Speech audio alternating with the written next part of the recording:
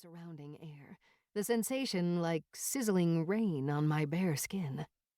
Recognizing danger, mine flared in response. I fought it for control. No need to challenge him in a dive bar. How cliché. He narrowed his eyes. I stared at the stupid questions on the clipboard and swallowed. Showing weakness to shifters was like dangling a raw, juicy steak at their face and daring them not to shred it. I would not be prey. "What's your favorite food?" I asked. "Meat," he growled. I smothered a laugh. Of course it was meat. Served raw and bloody would be my guess. "What hobbies do you have?" "Hunting." "Uh-huh, I bet, just not with guns." "What were you known for in school?" I squinted at the clipboard. Who the hell thought up these questions? And why was I only now just paying attention? "Getting what I want." Right, and something tells me that was still the case. "What's your favorite color?" He gazed into my eyes a beat too long before scanning down my dress. Stupid low-cut neckline. I would kill Sebastian.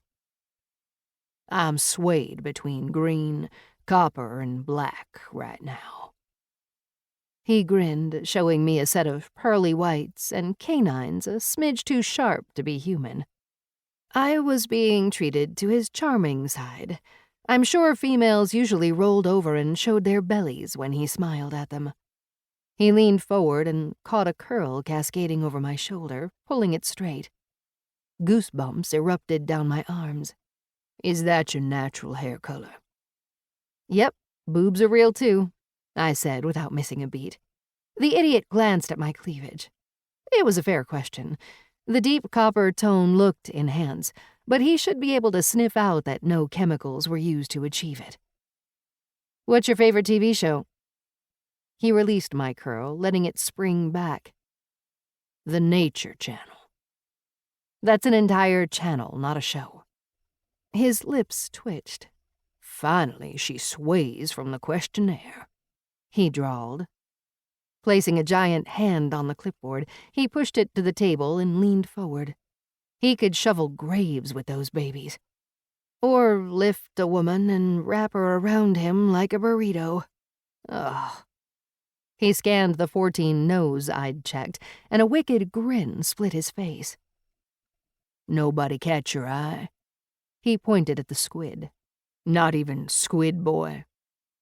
I fought not to squirm. "No." He tapped the number 15. "Still?" Arrogant asshole. At least he still fell into one category. Maybe I'll just give the cocktail half the money. "No."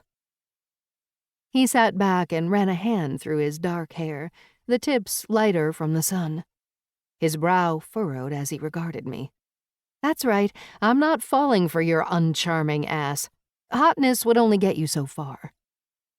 A golden green rolled over his hazel eyes, so fast if I'd blinked I'd have missed it.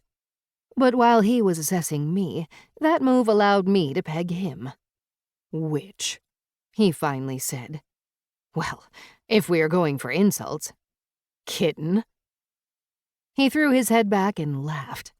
The deep, booming sound caught the attention of the patrons of the pit, and a stupefied silence coated the room. Figuring they had heard the practical roar from this male incorrectly, the humans shook themselves and restarted their conversations. It was human nature to rationalize the unnatural, to ignore the impossible, and they were adept at it. We stared at each other, examining and weighing up strength, intelligence, and ability. He was excellent at hiding his alpha status, if not for the unintentional magic splurge. I wouldn't have known he was anything but human. A burly, overgrown human with sharp teeth, but still just human. I managed my magic in a similar way.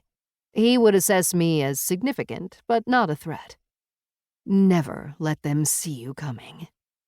That was my grandmother's advice.